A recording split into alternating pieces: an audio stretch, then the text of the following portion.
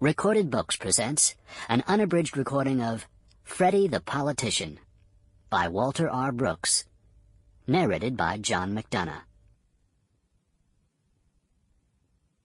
Chapter 1. Jinx, the cat, was asleep on an old sofa cushion behind the stove in the kitchen.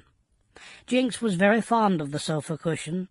Mrs. Bean, the farmer's wife, had made it for him out of a red satin dress she had had when she was a girl, and she had embroidered his name on it in blue worsted, and there was a border of blue forget-me-nots around the edge. Robert, the collie, and Georgie, the little brown dog, slept on the other side of the stove, but had only pieces of carpet.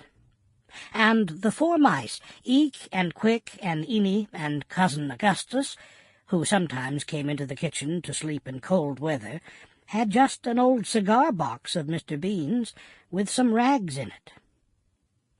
It was a raw, blustery March night, and the wind kept going round and round the house, trying the doors and rattling the windows to make sure that everything was locked up tight.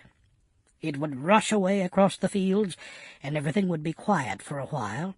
Then pretty soon it would come rushing back as if it had forgotten something, and would rattle the doors and windows all over again. After a while it found a loose shutter on the front parlor window, and began banging it.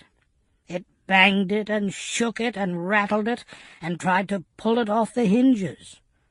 And that seemed to excite the wind. It began to play with the house as a cat does with a ball. It would go way off and be very quiet for a while, creeping up slowly on the house, and then suddenly it would leap on it and shake it. Or it would go high up in the starlit sky and drop on the house with a bang. It roared down the chimney and blew under the doors so that the carpets rippled along the floor, and it slapped the windows and whistled through the keyholes. And at last Jinx woke up and said, "My goodness, can't we have a little peace and quiet around here?" "Oh, I don't know," said Robert. "I kind of like to lie here all snug and warm and listen to the wind."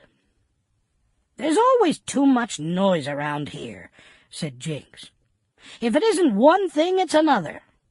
There, just listen to that." There had come a lull in the wind, and in it they could hear a faint little regular moan. It was Cousin Augustus snoring. "Well, surely you don't mind that tonight?" Sample complete. Ready to continue?